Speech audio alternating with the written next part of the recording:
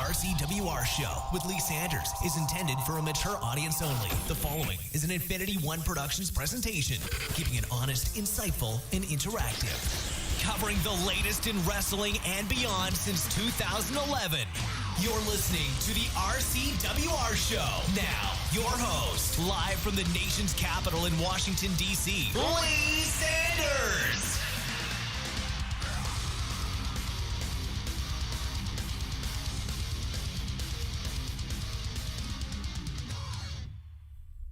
Just when I thought I was out, they keep pulling me back in. Oh my God, what is going on, good kind people? Your man here, Lee Sanders of the RCWR Show, covering the latest in all things wrestling, entertainment, and beyond since 2011. Yo. Let me holler at you for a quick second. All right, so we just did our season finale of the RCWR Show on Monday night. And your man ain't even supposed to be back until the week of June 15th. Because I'm going into this weekend, as we speak, for June 2nd, 2021. I'm going into this weekend, 1, returning to some of my classes. 2, getting married. 3, going on my honeymoon. 4, putting a vacation in there at the same time. And we had this nice, good, sentimental, kind of nice. It was a nice episode. It was a nice Monday night episode and all that.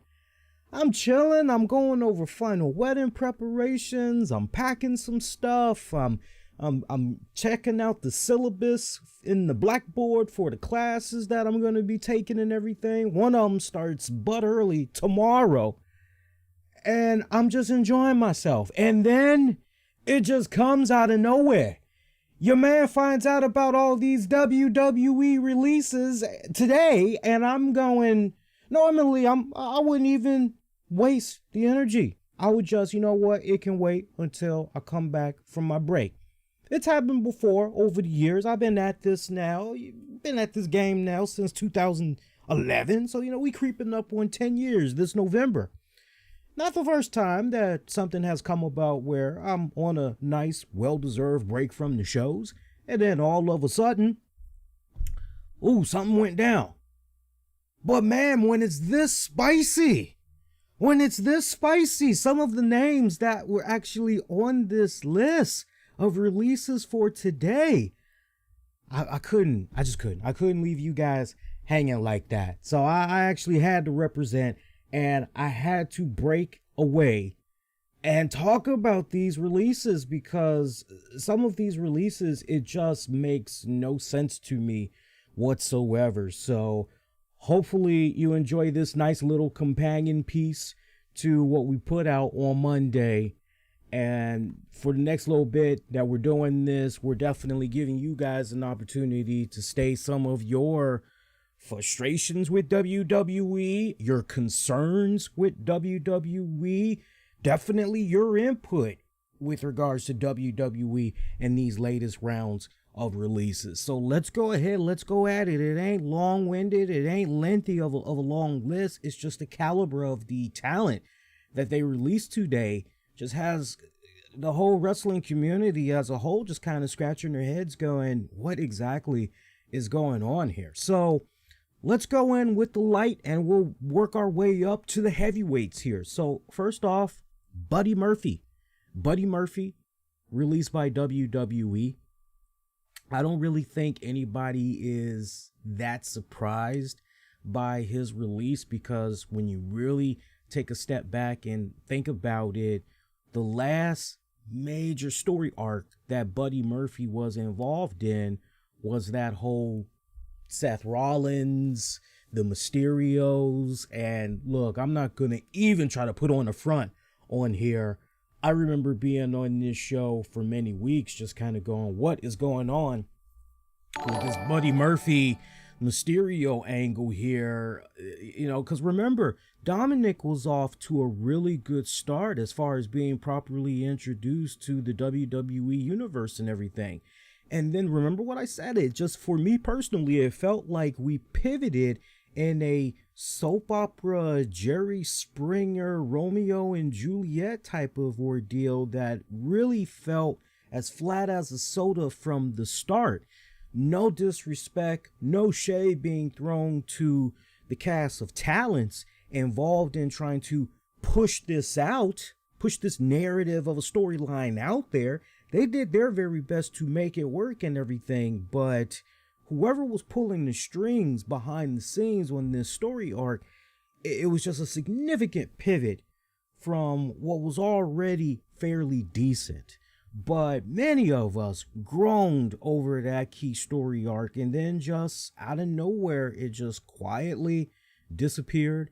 And that was pretty much really the last we ever saw of Buddy Murphy on a consistent basis. I still remember how after X amount of several weeks had went by, all of a sudden we saw Buddy Murphy at ringside. Remember that episode of SmackDown that I'm talking about right now, where it was Seth Rollins. Seth Rollins was in the middle of the ring, remember? And he had some type of a SmackDown town hall meeting.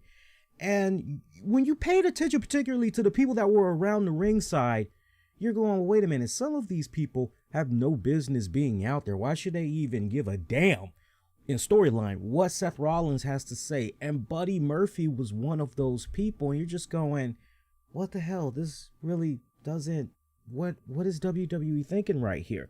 So Buddy Murphy, I don't think any of us should really be that surprised of his WWE release. I do personally think, though, he is a talented freaking performer in the ring. No doubt about that. No doubt about that.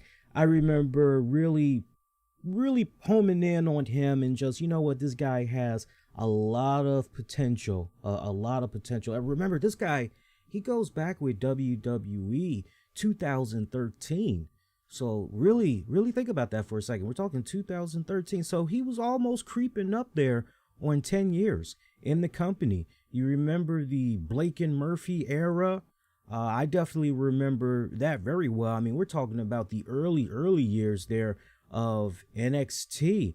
And when they were briefly paired up with Alexa Bliss, remember that? Shout out to you guys if you remember that era of Alexa Bliss running around, where first she started off wearing some type of a cheerleader outfit, and then it somehow transitioned into this little fairy costume. I know you guys remember, and then somehow that kind of transitioned into something that was more complimentary for Murphy and Blake, or Blake and Murphy. Let's flip that around. Blake and Murphy. And remember, she had the studs that was on her stomach, kind of going a little bit low. Remember that? She used to have those showing off for the longest time. Remember that? Shout out if you remember that. So 2013, we're talking about Blake Murphy and his involvement in the WWE. But as far back as when you were looking at Blake and Murphy, you just kind of felt that out of the two, you know what, there might be something there with Murphy. Phenomenal tag team matches that they had at NXT. I definitely remember NXT TakeOver Unstoppable, and there was the NXT Tag Team Championship match, Enzo Amore, Big Cass. I remember that, guys. And then the Cruiserweight division. I know you guys definitely remember that. Blake Murphy had lost about 25 to 35 pounds. And he pretty much was in the 205 Live brand. And look, I appreciate WWE doing what they could in that particular era and everything. But me personally, I just felt that Buddy Murphy had no business being so tied down like that to 205. You know, because it's like, okay, so what if you have aspirations of going further than the 205 Live division? So for me, once you just put a number like that out there, you are severely limiting your talent, especially those that, you know what, these guys is capable. We could be seeing these guys on a much grander scale. Maybe we're kind of going about this the wrong way. So I've never really been a fan of putting numbers out there for a division and all that other good stuff. But For what it was worth, he did pretty good. I remember the initial cruiserweight tournament that was going on. Ariel Davari, Mustafa Ali. I mean, he was off to a pretty good white hot start and everything. And then, somehow eventually the whole 205 live experiment, it went its course. And, eventually he entered into that storyline with Seth Rollins being his disciple and all that. And, and that was very intriguing. I felt that personally there was a missed golden opportunity right there for Murphy and Rollins. I really did. I think under different circumstances, I think we as a majority of fans wouldn't have had a problem with the story arc had the continuation been heavy in emphasis on Dominic Mysterio. And, because you just felt that, okay, if there was ever the guy to properly put over Blake Murphy and really help try to take him to that next level, maybe try to solidify him as a bona fide mid-card guy, maybe even a tier higher than that, definitely a guy like Seth Rollins. To my point, you see what Rollins has been able to do with Cesaro thus far. And yeah, look, we can kind of make the argument that, as far as Cesaro being a world heavyweight champion, it's probably not going to happen. But you know what? I believe in miracles. Anything could happen, but you kind of just, it's probably not going to happen. But you can still be optimistic. There's nothing wrong with that. So Blake Murphy, former one-time NXT Tag Champion, former one-time Cruiserweight Champion. And I felt when he was the Cruiserweight Champion, I felt he did pretty good. We got to remember, there were some serious growing pains there when it came to that 205 live division. And for me, in my eyes, I will always remember the infamous but short reign of Enzo Amore and how, man, just the way he was able to put that 205 live brand on his back, it really made those shows back then worth checking out. It really did. And then after he left, there was just that rebuilding phase.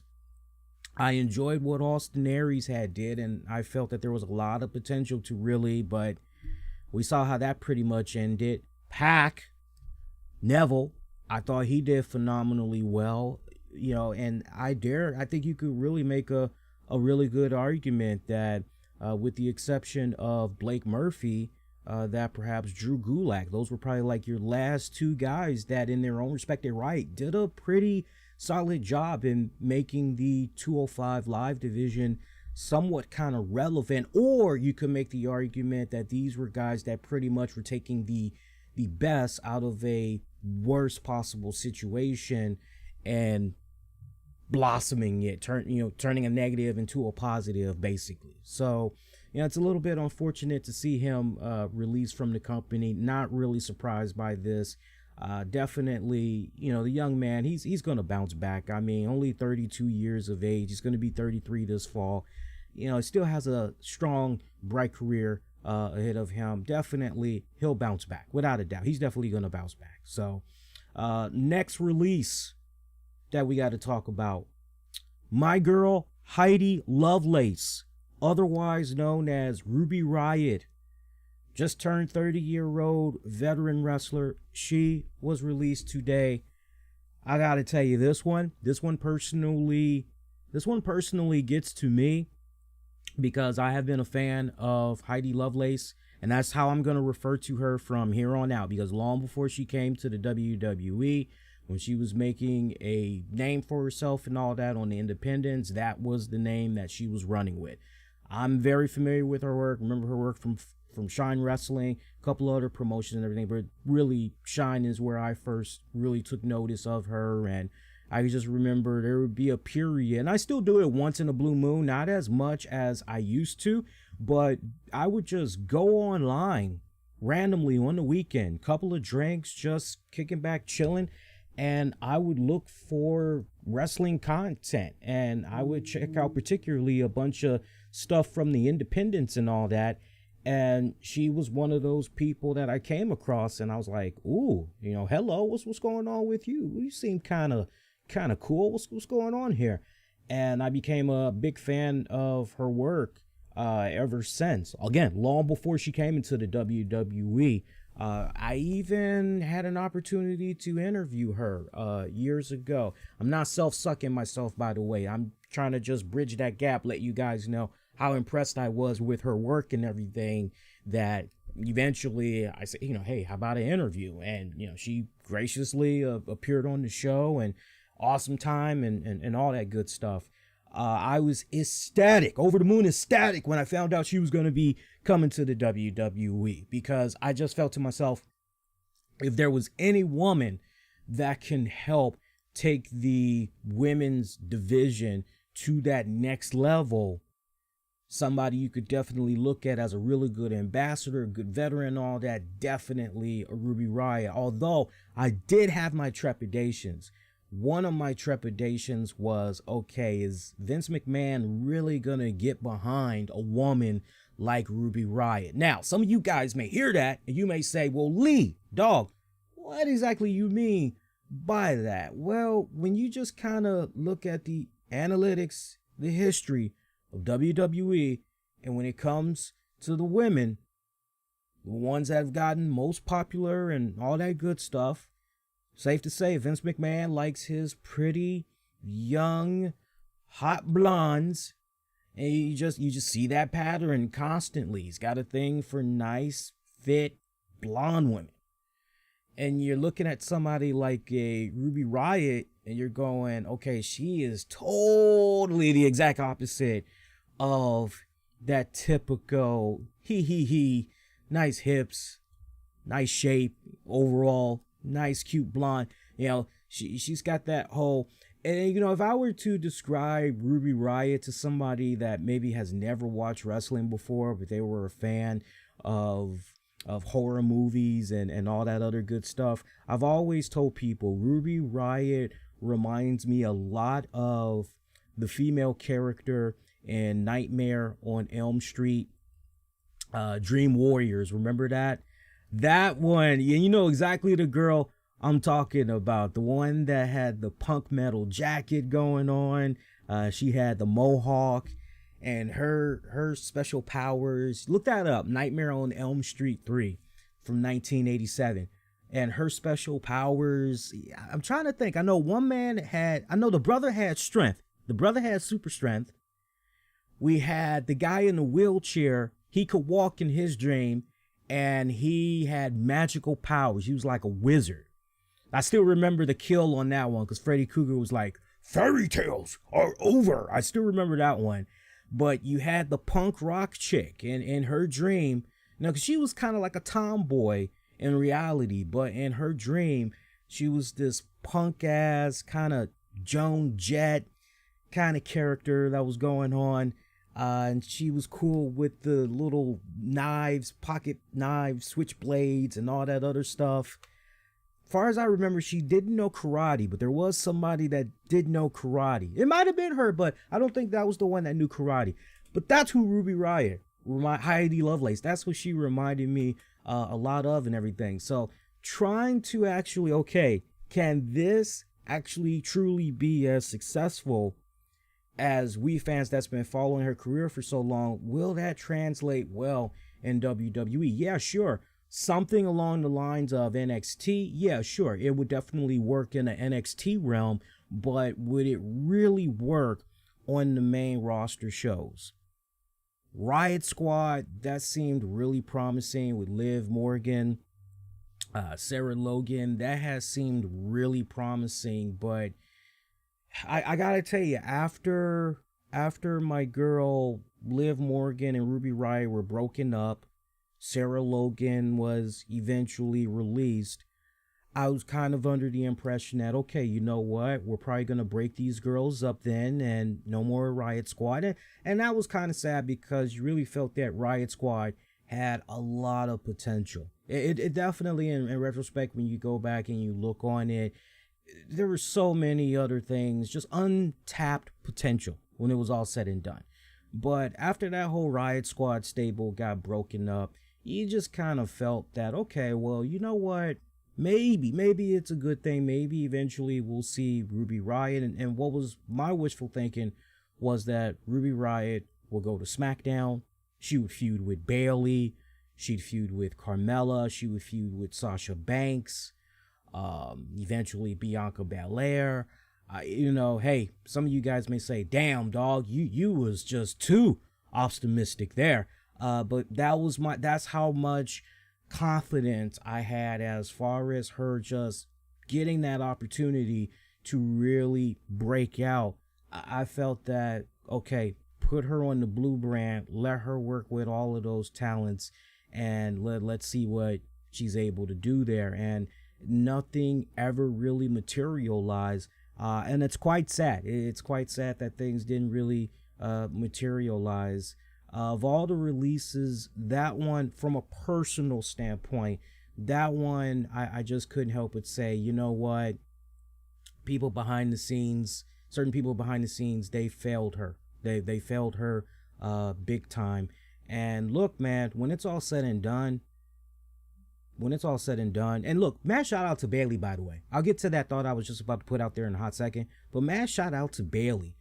Bayley had put out a really nice message and everything, and she said, and I quote, Dory got all the dog moms roses on Mother's Day, sent me flowers when my grandma passed away, organized locker room birthday parties, sent the gift to Chelsea from all of us when she got hurt, made Jess a video to tell her we miss her, and is one of the greatest wrestlers out there. So, don't just take my word for it, because I know some of you guys, Ruby Riott is just, overrated, overhyped, blah, blah, blah, and it's kind of like, nah, have you really, really paid attention to her stuff on the independents before she came to the WWE? Because if you really, really jumped out there and paid attention to her independent stuff work, you definitely would be tooting a different horn and everything. So, that's one release that you're scratching your head going, yeah, but so much potential right there. What the hell is going on? She's definitely, out of all the stars, she's definitely going to bounce back. And we'll talk a lot more about where I think, some of these talents could possibly end up, where they should go and all that. I know everybody been just all day today going with the Tony Khan memes and all that, but let's keep rocking.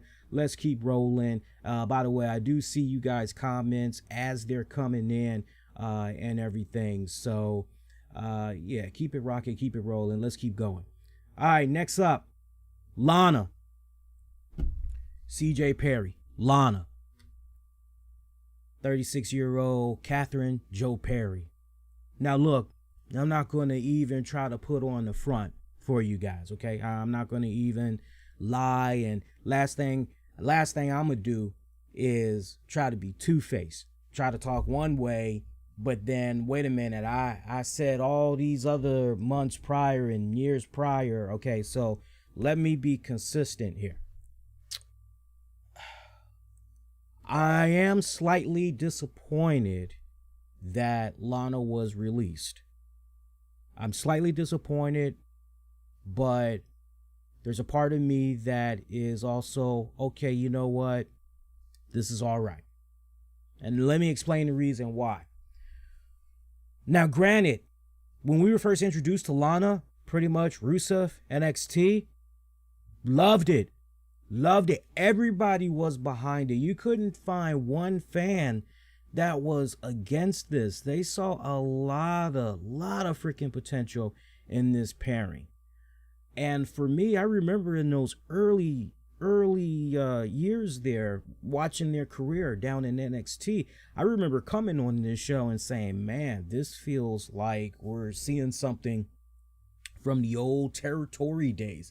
This feels kind of like, man, could you just imagine Rusev and Lana running around during Bruno Sammartino's time as WWE champion, or a Pedro Morales, or and that's the type of throwback vibe that he was giving me big time. And I just looked at that and felt, man, WWE's got pay dirt right here. They got themselves a nice freaking gold mine. And I out of all the call-ups to NXT, that was probably the one where I looked at and said, Jesus, there's no way you can screw this up, WWE. You got yourself something really special here. and yet somehow they did. And I think when you really just kind of go back to the focal point of, what was that one point where things just kind of, essentially blew up there, I think it's a two-parter. For me personally, everybody's opinion will differ on this, but my personal opinion is when Lana started breaking character and she was posting videos on her social media accounts in her Native American native in her native I said Native American in her native American yeah, you're like, wait, you're not Russian, but you had a Russian accent, like what the. It's like, no, that's it's just a front. Like, I think that is what really started making heads turn. And then the times when she would go on social media and, break into these key things that were happening with her and Rusev / Miro behind the scenes and everything, not really living up to the kayfabe. You guys definitely remember some of those examples. I'm sure you remember some of those headlines from back in the day there, and you're like, yeah, that's probably, maybe we should kind of dial that back a little bit. But I remember Lana really just trying to stand her ground. She was not going to waver in anything like that. So there was part of me that was very appreciative and kind of supportive of her, standing her ground and all of that. But there was also that part of me that just kind of wished, kind of stay in the company line there, just, but I would say that. And then when Rusev had lost all of that bulk, and you're like, whoa. I mean, it looked good on him. I mean, you were still pretty, okay, Rusev, all right, you decided, okay, all right, you don't want to be husky anymore. Okay, dude, nothing wrong with that. He's looking leaner, looking meaner, and you're like, oh, okay, we might be able to do something with this, okay. But I would kind of look at those, and when he cut his hair, let's not forget about that, when he cut his hair one day, just randomly. And we know that for WWE, a lot of superstars have gone on record over the years. If you are trying to cut your hair, you're trying to dye it, you're trying to change your look, you pretty much got to go through respected proper channels to get that approval and everything. So I just kind of look at all of those things, but the one defining moment was pretty much when they decided to have Lana be essentially a on-screen character. We were taking her away from what was making her so good, which was essentially a manager, a great talking piece. We pretty much were taking her away from that role. And, it's one thing if, okay, we're going to eventually maybe put her in a Vicky Guerrero, Queen Charmel, what's another example? AJ Lee, Sonya Deville. Okay, it's one thing if we're maybe gonna John Laurinaitis as general manager. Okay, it's one thing if we're gonna kind of go in that direction. I think many fans would have been okay with that, but instead we went from her being the manager and all that for Rusev to being a wrestler. That's where it's kind of like, what? Wait, what? And you had to kind of remind yourself, okay, well, maybe this is something that she's always wanted. Maybe she talked to the respected proper channels and okay, now she's getting her wish here, right? She ate a lot of dog shit. Let's be blunt. Let's just keep it 100%. She ate a lot of dog shit when she was doing her thing in the ring some couple of years back, because it really wasn't that long ago. I definitely remember being on this show. I will definitely admit, I'm not beating around the bush. I'm not going to even try to put on the front. I definitely was very harsh of her work early on.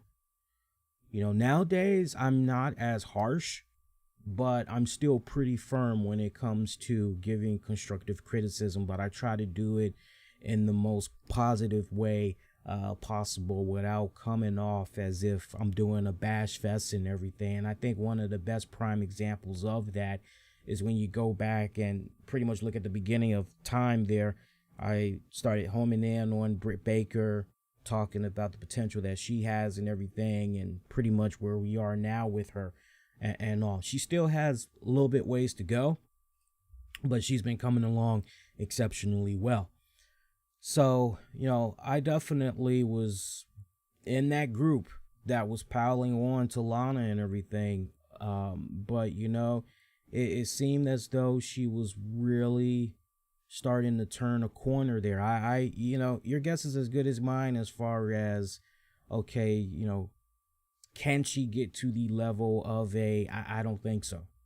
I don't think so. But putting it all together, trying to go out there and make a entertaining match, look, not for nothing, but you would have thought that after Lana would have left WWE, Rusev, forgive me there. You would have thought that after Rusev left WWE, that if anybody was going to begin eating big old plates of dog shit storyline-wise, it would be Lana. And sure, we saw those weeks after weeks where she was getting put through the announcer's table by Shayna Baszler, Nia Jax. You're thinking to yourself, okay, there's going to be some type of payoff here for Lana. Without a doubt, there's some type of payoff here. Is she going to get the ultimate revenge? She's going to become the women's champion here? What exactly?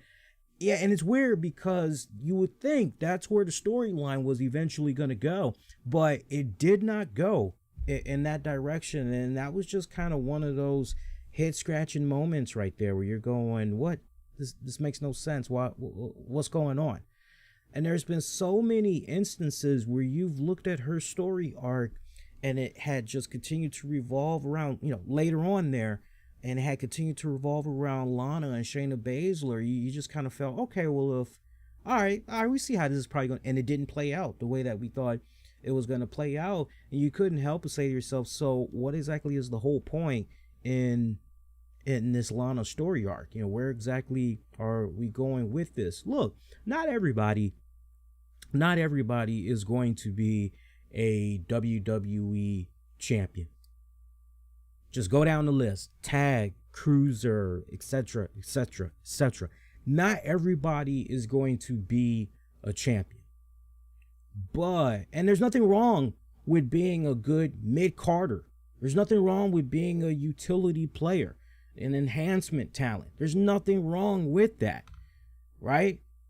And that's it, and that's really what Lana was, and I don't really think Lana had a problem with that. It was just all about being given the opportunity to go out there and perform and everything. She really cared about her fans. She really cared about entertaining the fans and everything. And look, man, if you never watched her little 24 special, I definitely would encourage you guys to go out of your way and watch it, because by the time you get done watching it, never in all my years since I've been podcasting have I ever felt some type of regret. Have I ever felt, man, you know what? I gotta do better. Never. To the point that publicly I go, okay, you know what? I definitely was wrong. But when I got done watching the Lana joint, just knowing some of the, the personal problems that she was dealing with, some of the hateful messages, that she would see online, the things that she was seeing from, WWE fans and everything. You talk about Lana having a deep state of depression, mood swings and all that as a result of what was going on. I did not know that she had struggled greatly with depression there. And if there's anybody that knows a thing or two about struggling with depression, it's definitely your man over here. Now, I've seen better years, better days. I don't get as depressed as I did in previous years, and that's mainly because you always hear me, if you're a regular listener, you always hear me on the shows and even on social media, something that's very consistent with me. I always say, if it's not of positivity, if it's not of positive energy, I don't want to have anything to do with it. If it's all just about negativity, constantly putting somebody down, bashing, all that other shit, like, I don't want to have anything to do with it.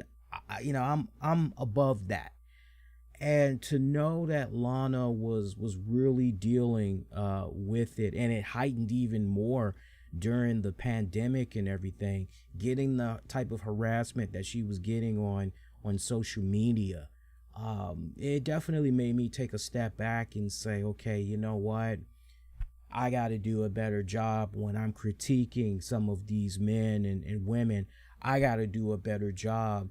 And when I'm giving that critique, I don't make it come off personal, because at the end of the day, I don't personally know these people. Yeah, I'm speaking from the heart, but there is a better way that I can finesse without coming off as if it's the freaking bitch bashing hour, on them. No reason to, go in obliterating a person. Make your point, put the finesse to it and all that, but make your point and all that. So for me, I Lana was probably the first, and definitely, if I can have it my way, the last.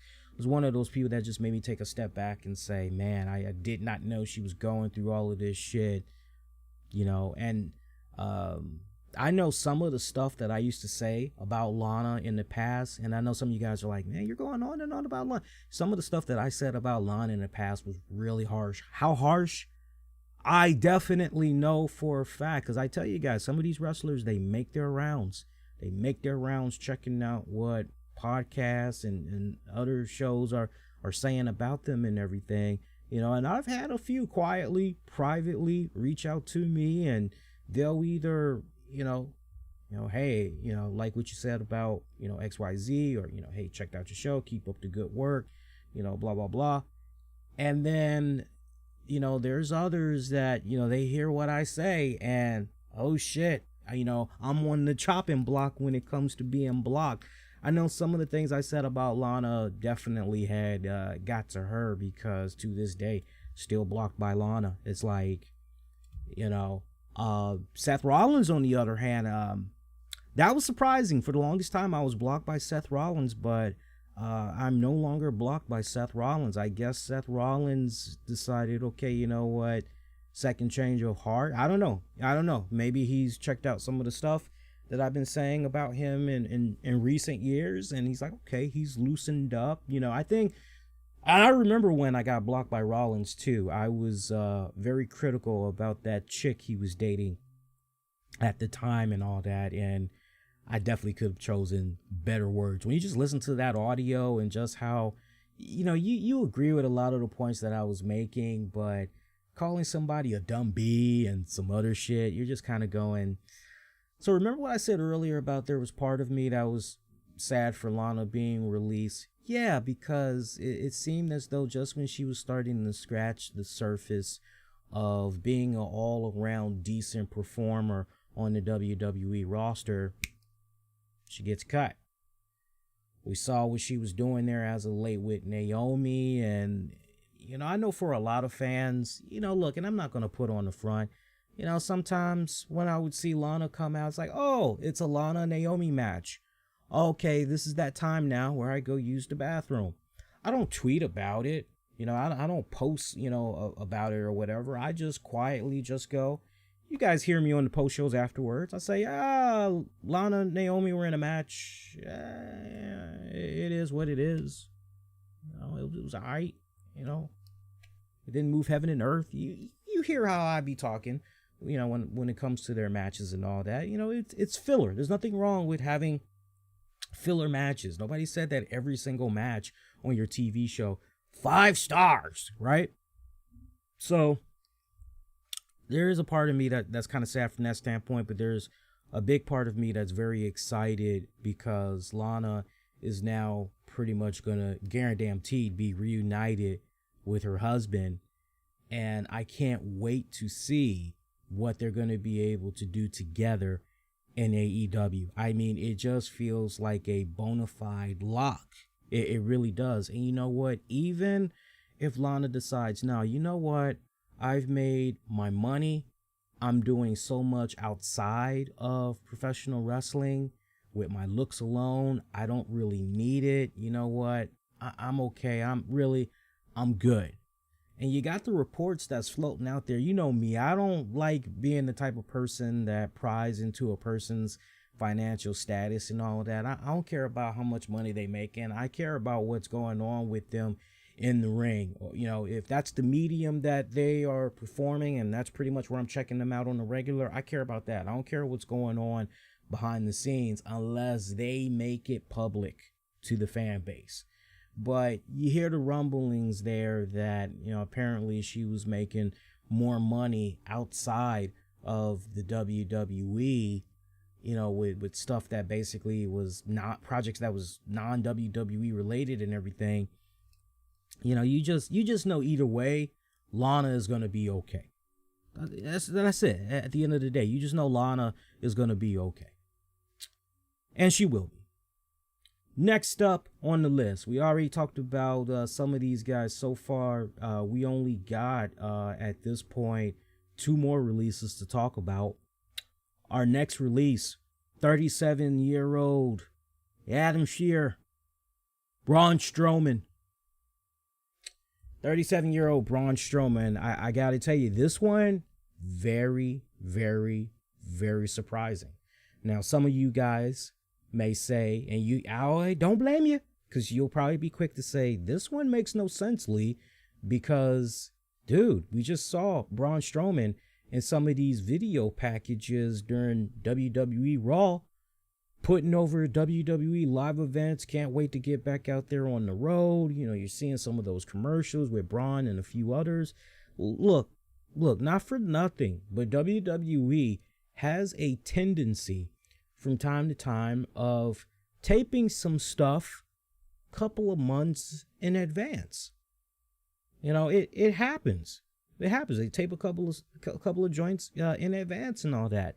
If you were to say to me all this stuff about WWE going back live on the road and all this other stuff, if you were to say to me, oh yeah, all that stuff that the superstars, you're seeing them, what's been filmed and all that, yeah, that was actually done 3 months ago, 5 months ago, 6 months ago. They've just pretty much been sitting on it, having it ready to go. I would say to you, yeah, that doesn't surprise me whatsoever. Does not surprise me whatsoever. So I would imagine possibly that was the case there for Braun. But optics-wise, that one is a little bit of a head scratcher, isn't it? Because one of the last times we see Braun Strowman, he's in this feud with Drew McIntyre Lashley over the Universal Championship. We see afterwards Strowman is out for a little bit, but we're kind of going, well, wait a minute, how is this going to kind of connect back to Braun here? We see what's going on with Drew, but Braun could essentially still get involved in this too. What's going on here? And I don't know about you guys, but I was anticipating the return of Braun, and to the point, remember what I said a couple of weeks back? I said, you know what? We got to do something with these 3 guys one more time at Hell in a Cell. Why do we keep going the Drew McIntyre route? Surely we're not done with Braun Strowman just yet. And remember, I think it was the show that we did, not this past Monday, but the previous Monday. If not that one, definitely the Monday before that one.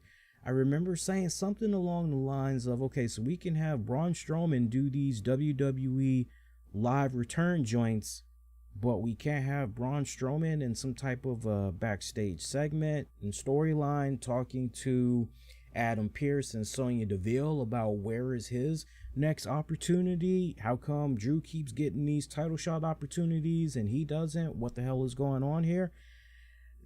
Yeah.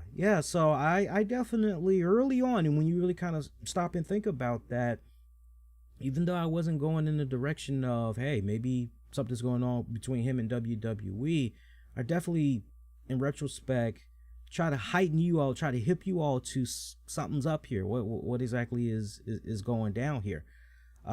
So very interesting. Last time we saw Braun Strowman was the May 10th episode of Raw, where he interfered in the main event match. Remember, he had assaulted McIntyre and Lashley. Remember that? And then at WrestleMania Backlash, that pretty much was it, and we pretty much hadn't seen him since. So this one I'm very, very surprised at. I know some people are looking at this release and they're just scratching their heads here. This is one of those releases that just honestly, your guess is as good as mine as far as what happened. Was this a case right here where his contract had expired and it was time for renewal and they couldn't agree on the money? You know, was it maybe one of those type of deals? I just heard a yata. Let me see what's going on here. We got a super chat. We got a super chat from, who did the super chat?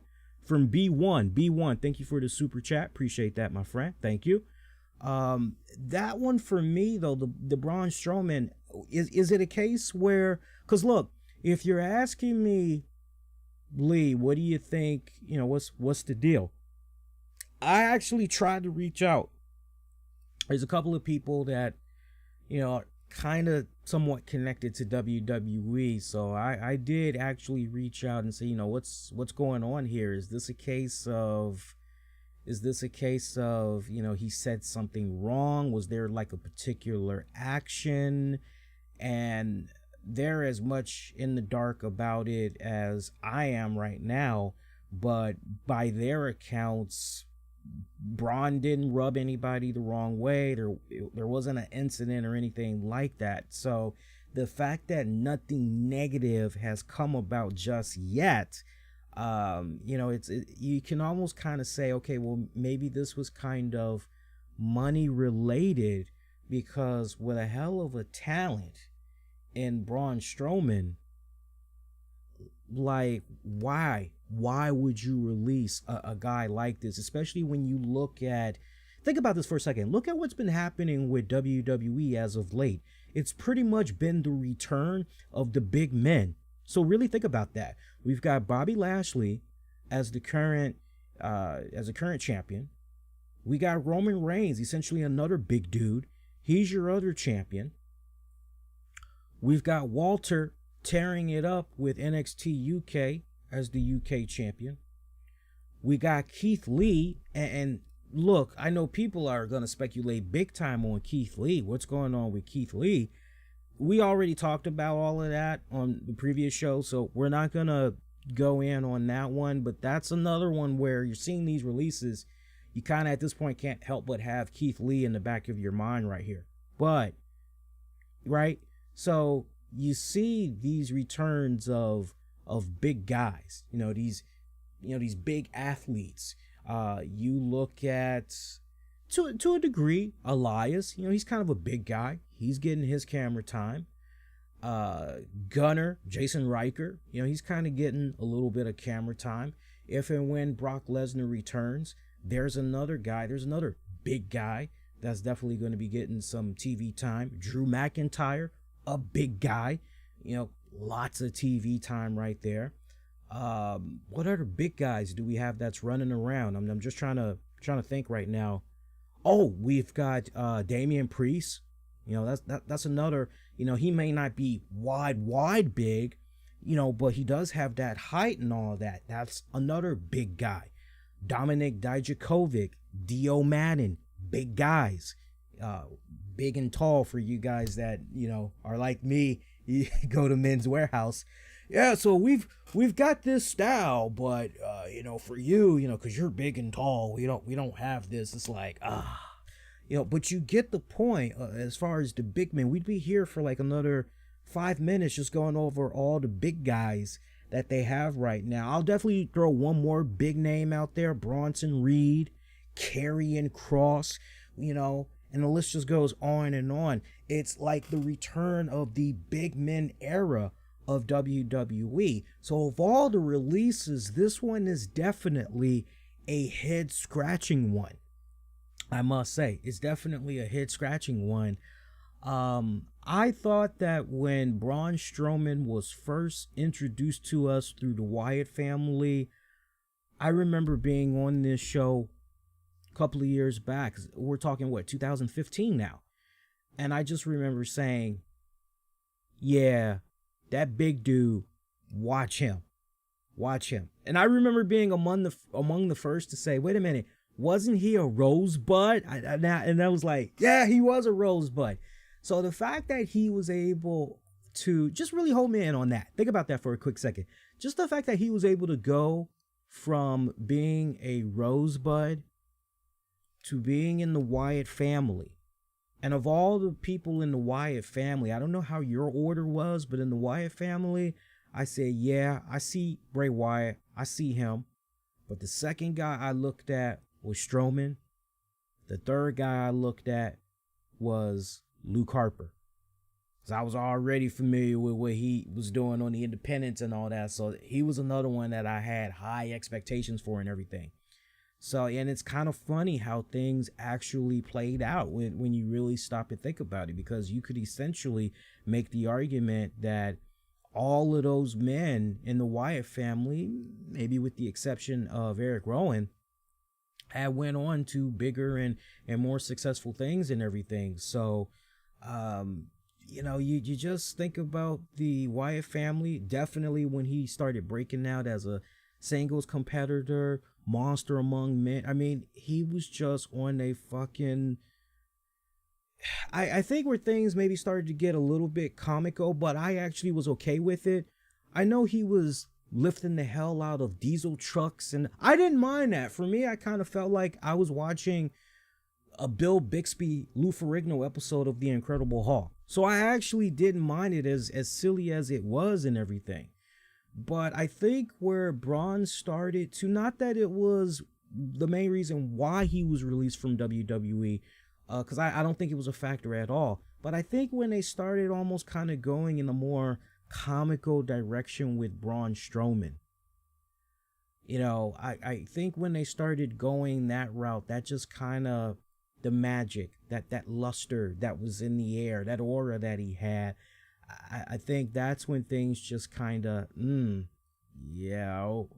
okay, so this is how we're, okay, fine. Very odd. I gotta tell you, I'm scratching my head at this one. A one-time Universal Champion, Intercontinental Champion, Raw Tag Team Champion twice. One with the little kid Nicholas, the other one was Seth Rollins. He had won the greatest Royal Rumble joint, 2018 Money in the Bank winner, Andre the Giant Memorial winner, had won a year-end award for Male Superstar of the Year. So this one right here, just very, very, not to really beat that horse to death, but that one is definitely a what the fuck right there, especially just given everything that I just said in context with the return of the big men in WWE and everything. And you ask me, honestly, of all the releases, this is definitely one that besides being a head scratcher, you just go, WWE, you could have done so much more with this guy. What the hell? Let me say this, and then we'll go to our last release. This would be equivalent, just kind of really, really have you guys that are like having a hard time grasping this and why I've been going on and on about Braun Strowman. Not that Braun Strowman is Michael Jordan. There's just no comparison. But let's just say he is of that level, right? It would almost be like taking the Last Dance era Michael Jordan, who just did a second peat, and he wants to do a three-peat, and you pretty much decide, nah, we're going to go in a different direction. You say you don't want to come back if we don't have Phil Jackson come back. Okay, well, Phil's not coming back, so if you want to go somewhere else, yeah, you go ahead, you go somewhere else. And it's kind of like, whoa. All this money that this guy has made for you, the great, steady, reliable hand and talent that he's been, and this is pretty much how you're going to do him? You're not going to even continue to provide him the platform, give him that opportunity to do what he does best, and at the same time continue to make you money? you're just gonna let him go. Yeah. It's like, well, you're the boss, but you're mumbling to yourself, but you're a dumbass. You know, it's kind of one of those type of deals. So that's how I'm looking at this one. But you know, this guy is gonna bounce back in no time, in fucking no time. Again, we'll talk about where some of these guys could potentially end up. I don't think it's as clear cut as some of you guys are making it out to be. But again, we'll talk about where I potentially see all of these guys going in a hot little bit. Can I get to some more comments and super chats here? Because I heard another yata, or maybe that was a subscribe. No, that was another super chat. We got a super chat from Navy Green. Navy Green, thank you for the super chat, my friend. I appreciate that. Let me get to you guys' comments too. That's the most important thing here. Let me shut up for a little bit. Millennial, Strowman and Black's releases were surprising and lame. The rest is meh. Let's see what else we got here. What else we got here? So that pretty much is it. So we're caught up. Good. Let me react to that. You may personally feel, Millennial, that the other releases were meh, but you know what? For every 10 people that were maybe put in front of you, I bet you there's going to be some people that's going to feel that with regards to Strowman and Black, just how you felt that, like, oh man, Strowman, Aliester Black, ugh.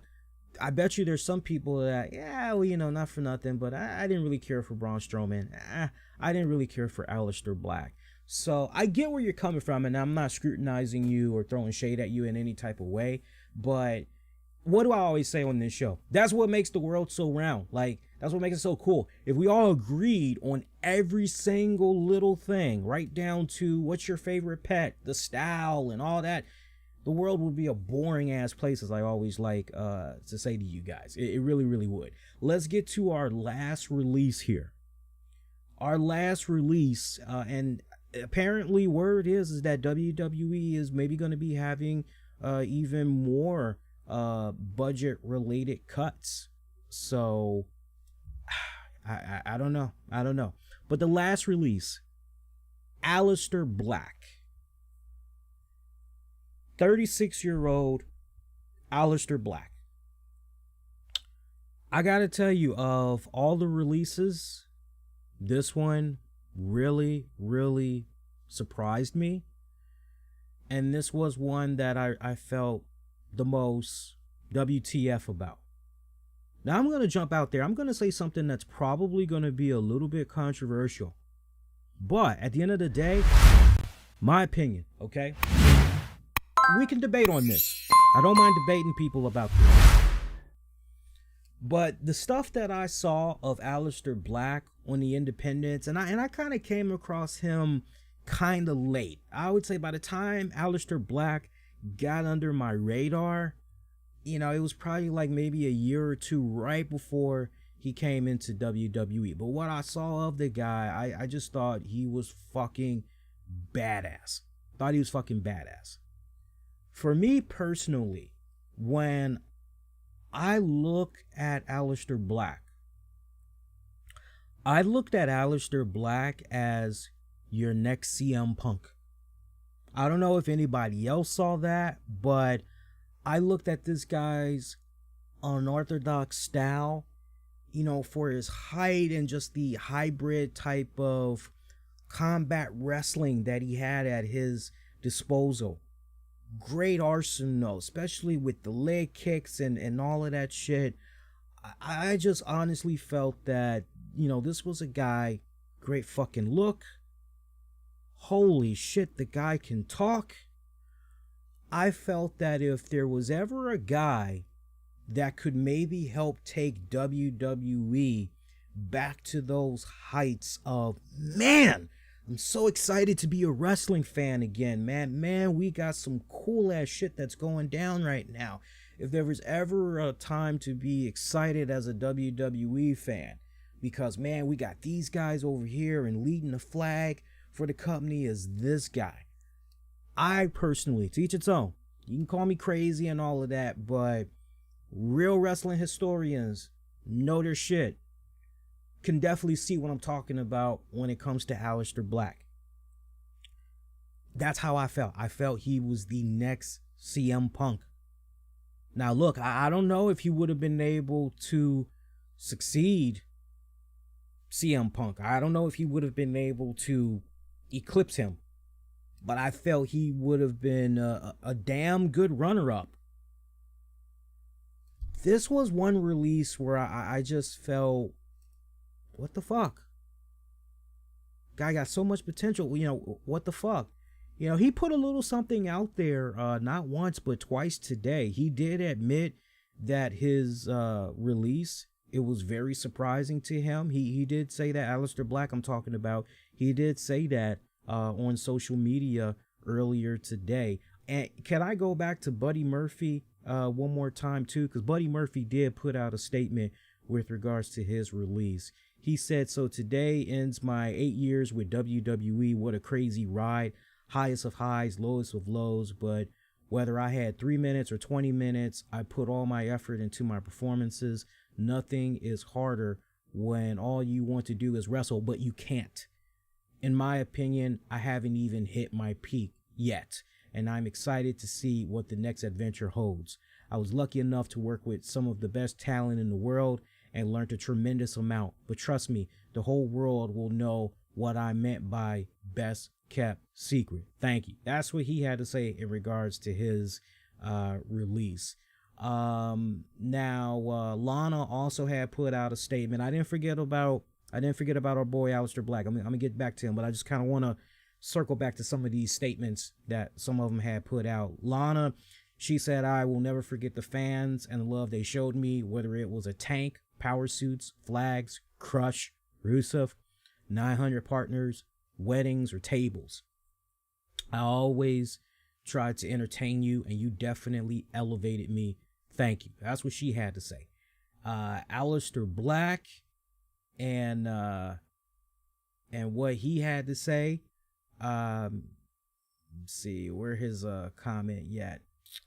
So first he said he was surprised on social media. He said he was surprised by his release. But if you guys have not checked it out yet, go on Tia Trinidad's Twitch channel, because he actually took over the stream earlier today. It's about a 50-minute video. It's going to read about 55 minutes, but the stream didn't start for maybe about 5 minutes, give or take.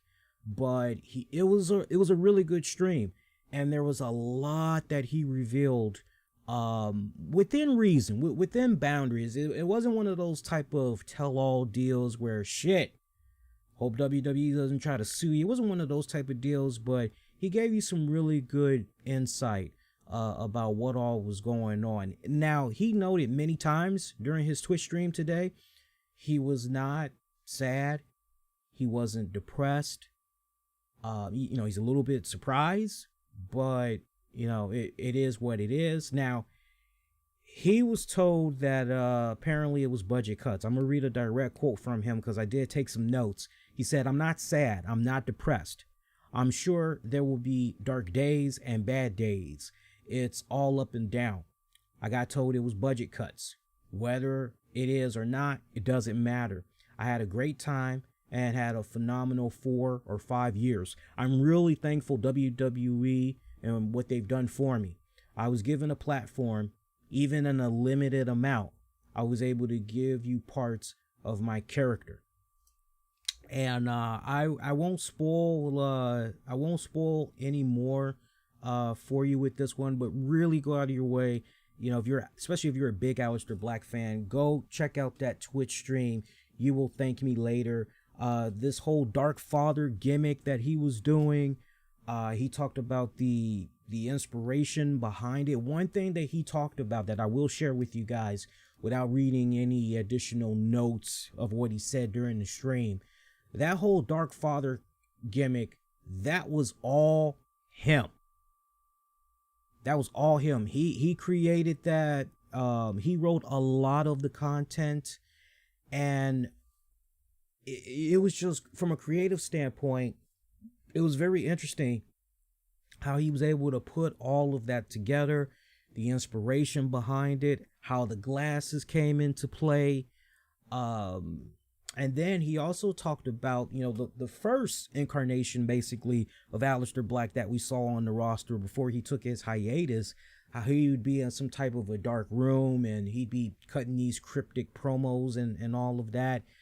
He talked about how he put Easter eggs in the background because sadly he did not have control over, the promos and all of that. He was that's one thing he did talk about. He was very shackled. And I want you guys to really, if there's anything you take away from this discussion today, home in on Alistair Black and the fact that he talked about there were shackles on him from a creative standpoint. Because Triple H, Bruce Pritchard, he put those guys over. Paul Heyman, he put those guys over during the stream. He said those guys would go to bat for him. They always tried to look out for him and his best interests. Any ideas, they really, really tried.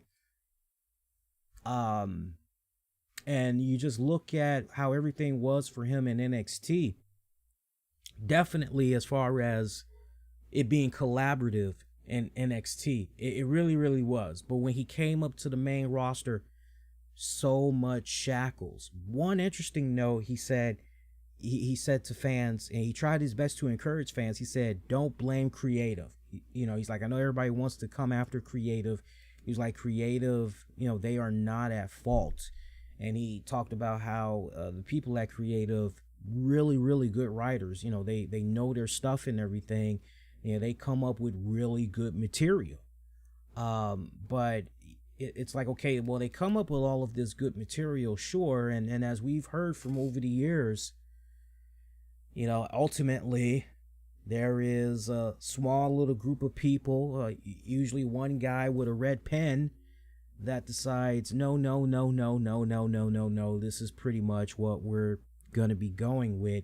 Really interesting dynamics right here. He even talked about his relationship with Vince McMahon. He said that he had a really good relationship with Vince McMahon.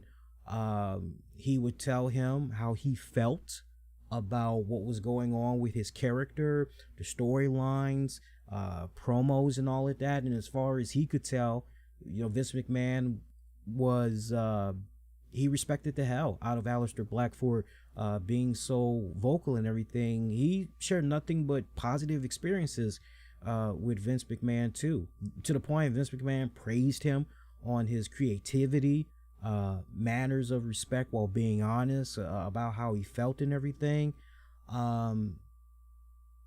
His whole thing was, you don't need to know why things ended the way they did, but Vince was always high on me. He kept saying they were very intrigued. They saw the potential. And, I hear where Alistair is coming from and everything, but if you had people that were intrigued, if you had people that were, singing you praises, if the old man liked you, then I don't quite understand how you end up being on the chopping block. It makes no sense to me whatsoever. Riddle me this. And of course, who isn't saying this part, but we do these little vignettes with Alistair Black, and then all of a sudden we have him attack Big E. I mean, we're pretty much getting ready to set up one hell of a feud here, and then the guy gets released. That for me was just wow, is all I have to say. It's like, god damn, we couldn't at least quietly have Alistair Black, pay him for the next couple of weeks, go into this pay-per-view, let Big E get the dub on Alistair Black's way out, and we couldn't at least do that for him. I mean, this just, it makes no sense. And then combine all of that with the fact that there was that period where we didn't see Alistair Black for months. Shortly after his woman, Zelina Vega, had got canned by WWE. And we're all patiently looking. We're trying to see what's going to happen with him. And we're like, okay, well, shit, what's up with Black? What's up with Black? I could remember off and on for a couple of weeks coming up with some really cool story arcs that could go down with Aliester Black. And man, the shit that he was doing on SmackDown, I was getting behind those vignettes, man. I was loving it. This guy was taking it to a whole new level. And I was really, really feeling it. He reminded me of with this latest Dark Father gimmick.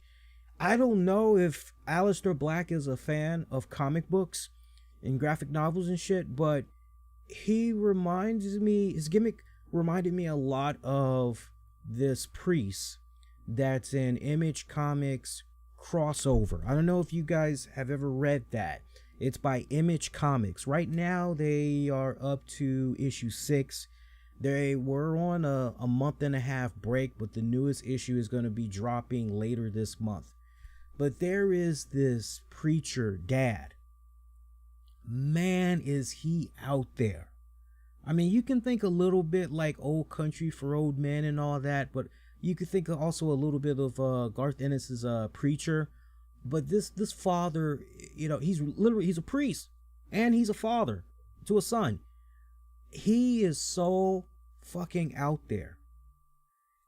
Riveting. Just riveting. Just go read that. I promise you. When you go and you read that, you'll see exactly what I'm talking about. I thought Alistair Black was kind of tapping into that, and I know about some of the other elements which inspired him, but I'm just curious if he's ever read that, because I was seeing a lot of that character when I was looking at the Dark Father gimmick. So to my point, really, really high on this Dark Father gimmick and everything. But those months when he was off TV, we're like, damn, is he being punished for what was going on with Zelina Vega? What the hell?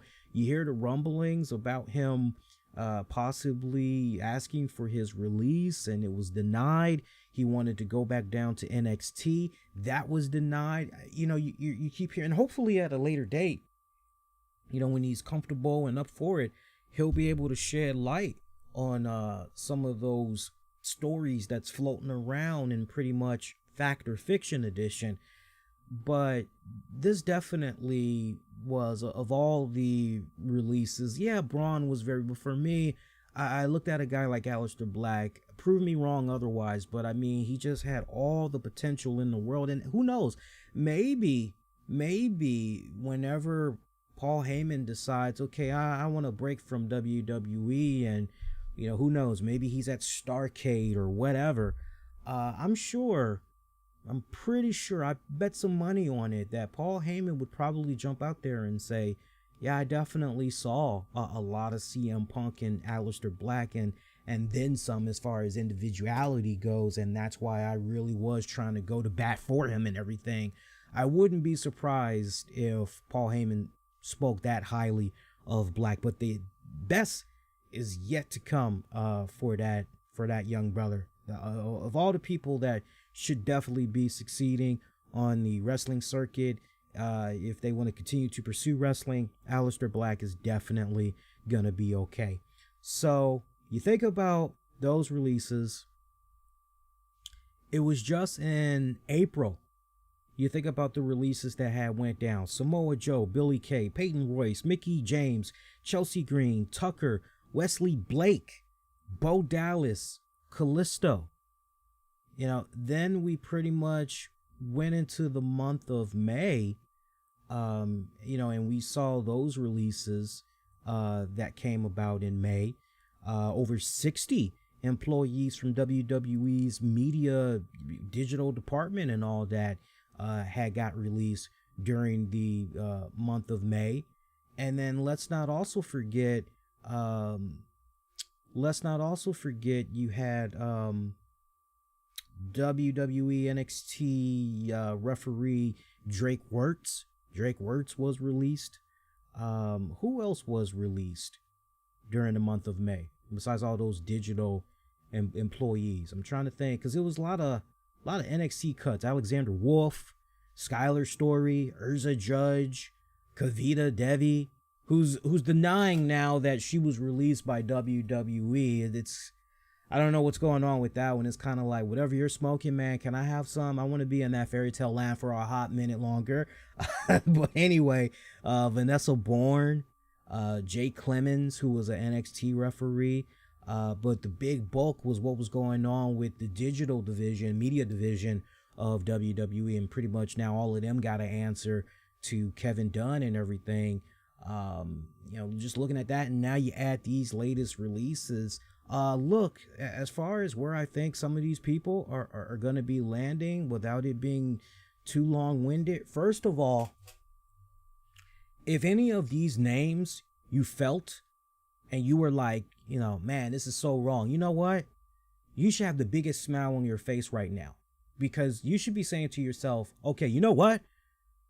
Wrestling as a whole, this wrestling industry as a whole, man, we're about to pop off all cylinders. We got this pandemic under control. I was just talking with my instructor earlier today, and I was telling him how, man, it's so awesome that we're now getting back to that sense of normalcy before the pandemic. And we talked about that for several minutes and everything. And, we are. We're literally looking at that finish line, as I constantly tell you guys. So as a wrestling fan, this is a great time to be a fan right now, because all of these wrestling promotions that were sidelined last year because of this pandemic, they had to put their fucking promotions on hiatus until they were able to understand a lot more about this pandemic, because it was so contagious. And then, okay, well, what's going on with the vaccines? And okay, can we get these vaccines available to the point you could just walk up to a counter and get it, and you ain't gotta fucking go on a treasure hunt like it's a PS5, one of those type of deals. So now that things statewide are just opening up, state after state, restrictions are just coming off left and right, and the wrestling industries as a whole, you see what WWE is getting ready to do. You see what MLW is about to do. ROH, AEW, Impact, just to name a few. This is a good time to be a wrestling fan right now, because all these releases that you're seeing, man, these people, they are going to be all right. If they want to continue to pursue pro wrestling, they are going to be okay. Now let me tell you something. All these names that we've been talking about so far, I don't see none of these names that's going to be like, come on down to the flea market this weekend where you're going to be able to see Billy Kay and Peyton Royce, formerly known as the Iconics. They going to be wrestling for us. I'm not seeing anything like that. Even if you were able to pay both of them a total of $8,000 and they pretty much got a split, I don't see that happening. I think you got to be somewhat of a high roller to be able to acquire these talents. So, process of elimination, I'm eyeballing the Impact Wrestlings. I'm eyeballing the AEWs. I am eyeballing, I'm even eyeballing NWA. Probably one of the biggest complaints that I have been seeing about NWA right now has been they need more star power, especially right now that their content is behind a paywall. Sure, for a lot of people, $5 and you get to access new NWA content weekly. Okay, that's a pretty good deal and everything. Oh, your pay-per-views are $20? Okay, fucking sign me up. I'm there. But biggest complaint that I've heard from NWA fans is that, the promotion's good, no, but they need more star power. And now that we're kind of getting to that point where everything is starting to open up, you can't help but wonder, okay, so, but those promotions, I'm definitely eyeballing.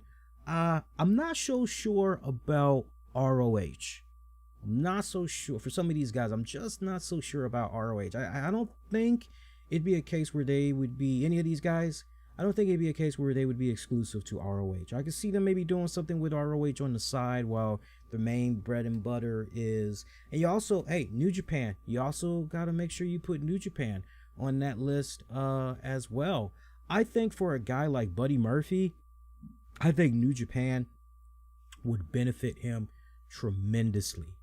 Aliester Black, oh fuck yeah. New Japan, fuck yeah. Hopefully Tia will definitely be willing to travel along with him for that one. Zelina Vega. Hopefully she'd be willing to, with her little side projects and all that. But yeah, definitely I could see him really, really tearing it up over there. I know some people are like, well, what about AEW? What about AEW? I'm just not sure about AEW right now. We got so many cooks that's in the kitchen of EVPs, and it just feels like these EVPs, of course I'm talking about the executives, the people that are in power at AEW. It just feels like there's so many cooks in the kitchen right now, and everybody's trying to do their own thing and get themselves over and everything. I'm just not sure about that. It's like, okay, well, what's the plan for a guy like Aliester Black for the first 90 days? Okay, that's great. And then what's going on 6 months from now? Okay, and where do we hope to be a year from now after that, right? That's where I'm a little bit a little bit leery. So for a guy like Aliester Black, I'm not really sure. Lana, I can definitely see heading over there. I could definitely see Lana going over to AEW. Who are we forgetting? What other names are we forgetting there? Braun Strowman. God. Tony Khan would be a fool to not go for Braun Strowman. He would be a fool to not go for him. You got to capitalize on that. You got to capitalize on that. Impact Wrestling, they just got Big Cass. So do you really make a play? I don't honestly think they would be able to afford Braun Strowman. Not right now. Not right now, sadly. If it was a case where Impact had the money, and this is despite the fact that, they got Access TV and all that, I just don't think they can afford him right now. Not this quarter. Maybe next quarter, but then that would also overshadow the hell out of Big Cass, and it really appears as though there's some plans there for Big Cass. So, yeah, AEW, Braun Strowman, I think that's a lock as well. Just like I said, Lana is a lock for AEW. Braun Strowman, definitely a lock for AEW as well. We already talked about Murphy. We talked about Aliester Black. Am I missing anybody? Oh, Ruby Riott. Ruby Riott. Wow. That's an interesting one right there. NWA for sure. God, NWA for sure. Impact Wrestling for sure. Impact Wrestling for sure. I think that would be a damn good addition for their roster. You got Rosemary over there. You've got Havoc. Su Yung. ODB had returned, but I think that was just a limited run that she was doing over there. Taylor Wilde just came back. The virtuosa Deonna Purrazzo is over there. Tenille Dashwood. You got Jazz over there, although Jazz is now a manager. You've got Kimber Lee. It's a nice little women's division. Kiera Hogan, Tasha Steelz. It's a nice knockouts division that you got going on over there. So somebody like a Ruby Riott over there at Impact benefit tremendously. AEW could definitely use the help with their women's division as well. But make no mistake about it, I know a lot of people, AEW. I don't think it's going to be a clean sweep of all of these talents being acquired by AEW. I would be very surprised to see that, but I don't think it's going to happen. And the only reason why I'm saying that to you guys right now is really mainly due to the fact of some of the interviews that was put out there by the likes of Jericho, by the likes of Tony Khan, that's pretty much been talking about how they got all of this great talent that's on their payroll right now, and that, they got to work with that talent that they have and pretty much put them, where needed and everything. And both very cautious about, we don't want to just open up the floodgates, and so you got to try to find that nice fine line of balance and everything, because the last thing you want to do is acquire all these talents. Look at the bad stigma that TNA had or shit, really go as far back as WCW. WCW, they were getting the, some people would say sloppy seconds. They were getting the sloppy seconds there. Some of those sloppy seconds were damn good seconds, though. They made the best of their opportunities in WCW and everything. But you look at TNA and that period of time where, for all the good that had come about with TNA, it also had got to that period where, oh man, it's becoming WWE light. Who else is going to be coming over here yet, formerly of WWE? And granted, I always tell you guys, at the end of the day, once these men and women are done with their contracts to said promotion, they are independent contractors. They can work freely for whoever. But optics-wise, it does kind of come off. So AEW definitely needs to tread a little bit lightly here. But I could definitely see them picking up some of these talents that we talked about. Let me spin it on you guys for a little bit while we're still on the air here. You could tell me a little bit more about what you thought about today's releases, especially if you haven't had a chance to comment just yet and everything.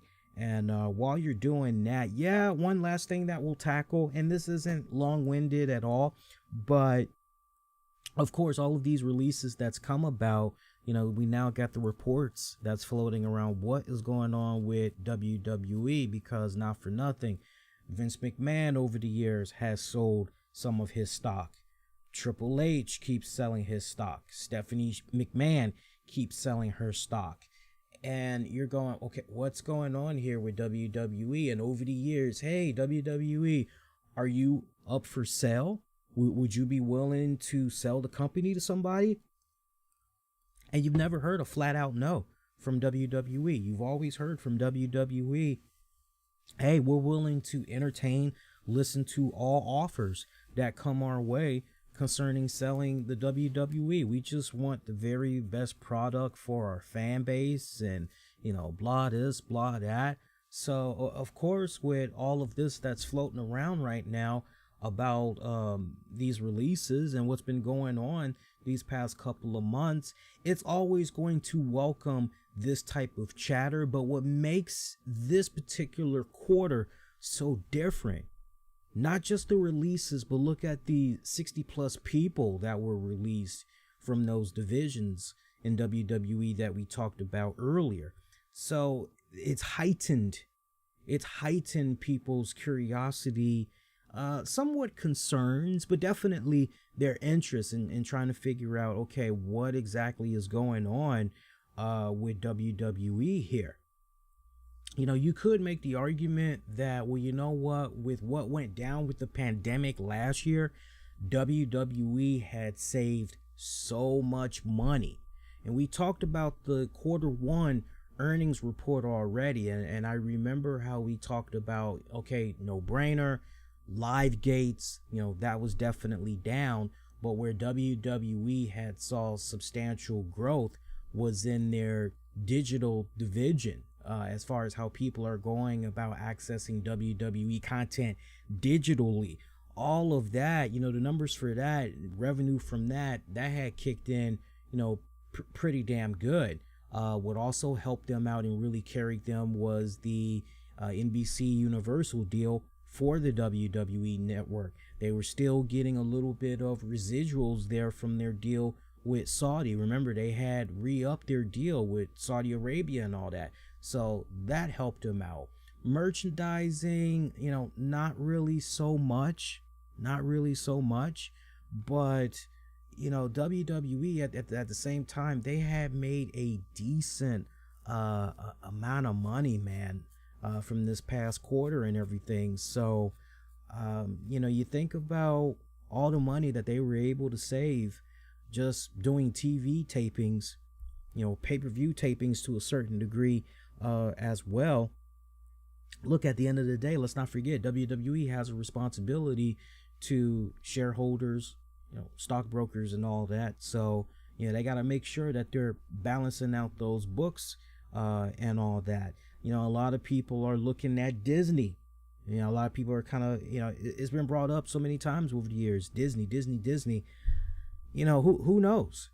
Who really knows what's going on there? But when you look at Lana, who, again, I don't like being in people's pockets, but she was rumored to be making about $800,000 last year outside of WWE. Braun Strowman having a contract in the millions per year. You could look at some of those examples and you can kind of, maybe say to yourself, with WWE, who knows why they made the moves that they did today and what went down last month and in April.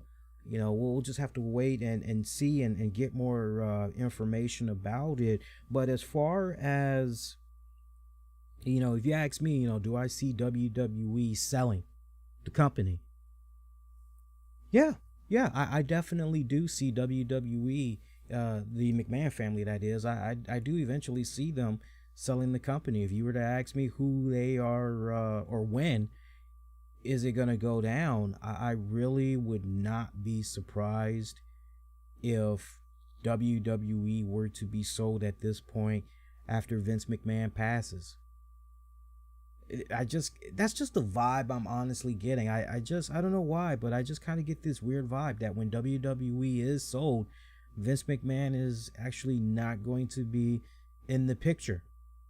So, and it feels like after his passing is when the trigger is going to be pulled. So, if you were to say to me, Vince McMahon passes in the next 3 to 7 years, and that's when WWE is going to sell. So essentially, we're saying sometime between 2004.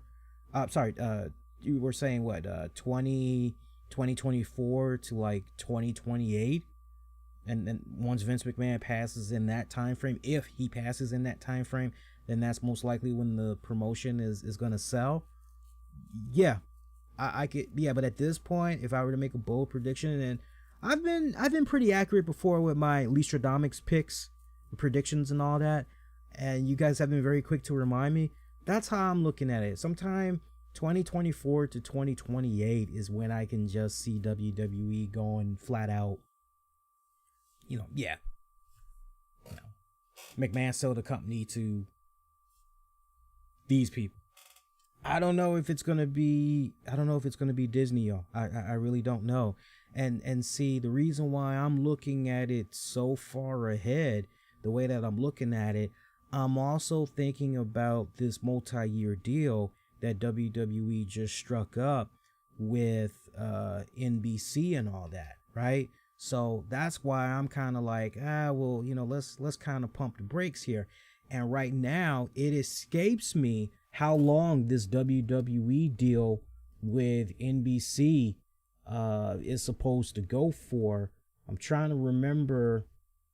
Let me see here. Let me see if I can pull it up for you. Let me see if I can pull up for you how many years this deal is supposed to be for. I think I got something already off the break here. Bear with me a second here. Let's see. Let me see how long the deal is. Let me see if I can tell you guys real quick. Yeah. It looks like 5 years. For about the span of 5 years, ballpark of $1 billion. So, you really stop and think about that. So 2022, 23, 24, 25.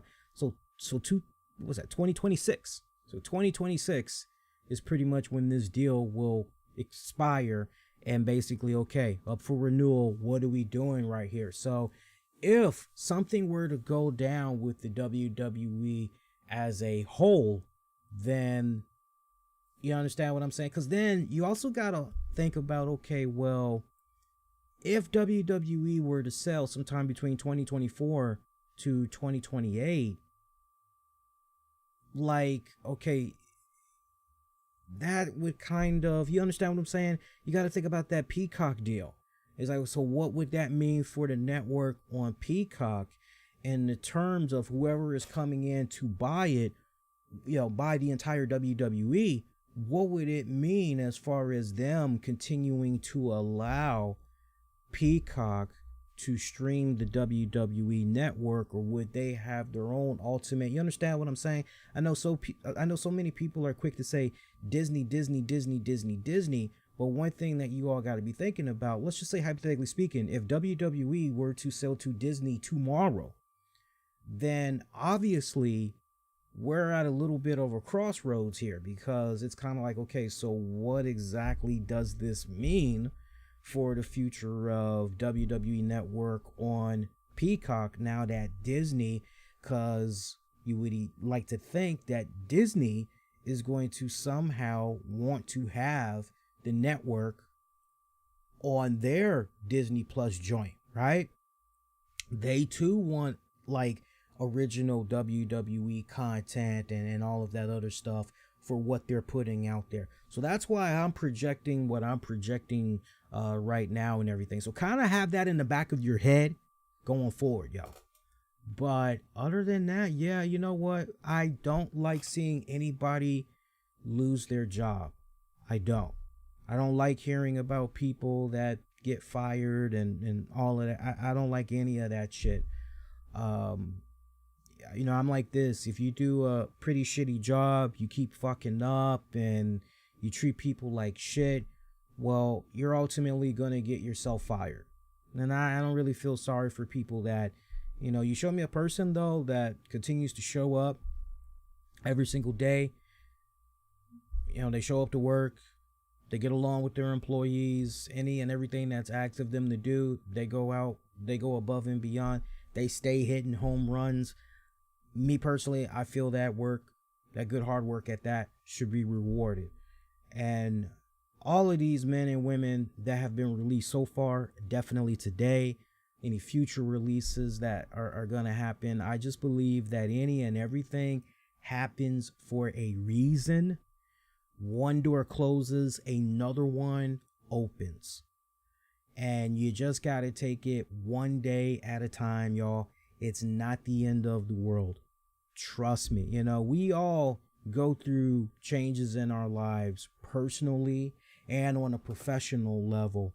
And, by the time you hit 40, you're probably going to be in a position where in your lifetime, going up to the age of 40, you will have probably changed career jobs and all that, maybe about, almost 15 to 20 times before you find that one, okay, yeah, this is what I'm going to do until, I retire. Very seldom would you be able, while you're relatively young, boom, I got what I want career-wise. This is it, I'm right. Very seldom do you kind of go into that path and everything, but everything happens for a reason.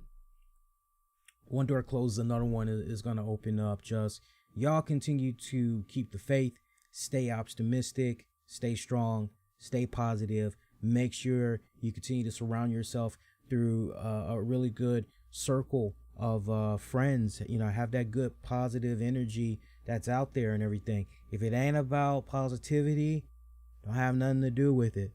Forward, always forward, as I like to say. And with that is going to do it. So again, I was on hiatus. I was supposed to be done with the shows. I'm not supposed to be back until the week of June the 15th, as I am preparing for my wedding, honeymoon, vacation. I got new batch of classes I'm getting ready to take tomorrow. I wish I didn't have to do any classes until after I do the wedding and all of that, but it is what it is. So once again, I hope you enjoyed this.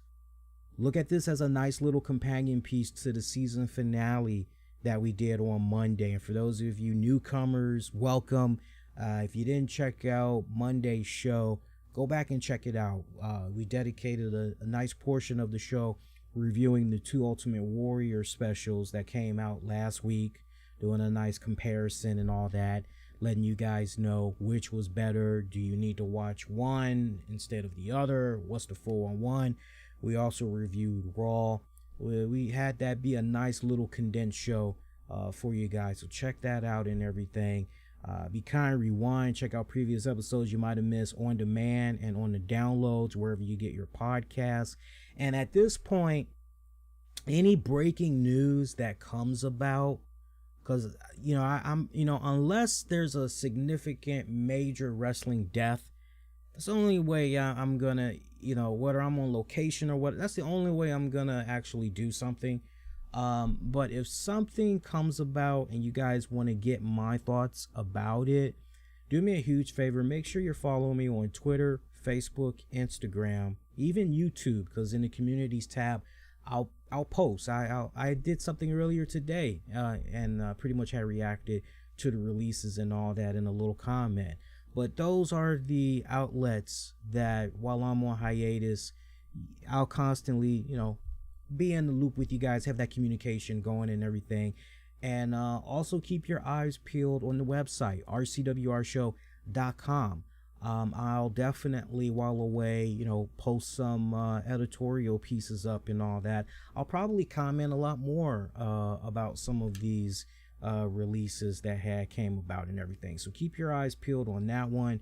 And one more time, you notice I really hadn't said it too much today. But you enjoyed yourselves, please go that extra mile, hit the like, subscribe, definitely hit the bell. Just by hitting that like alone, if you don't do anything else, just hit that like button. That lets YouTube know, hey, this content, it was solid. It helps them push it out for other people to check out and everything. And I do appreciate the comment by Navy Green. Gotta appreciate the tongue twister there. Gotta appreciate the content. Stay lively. Appreciate that, Navy Green. Thank you very much. And hopefully you guys that you either check this out live or you ended up going to be checking this out for on demand, hopefully you enjoyed this as well. And we got a whole bunch of new features that's going to be coming once I'm back from hiatus. I'm already working out the kinks and trying to bring in a phone line so you guys will be able to call into the show, sound off, and I'm working on some new templates and all of that. So I'm excited. I'm excited when we get ready to come back for you guys, okay? But thank you guys so much for checking this out. And as I always say to you guys, please, everyone, be safe, and most importantly, be kind to one another. Y'all take care, my friends, and I'll catch y'all later. Take care.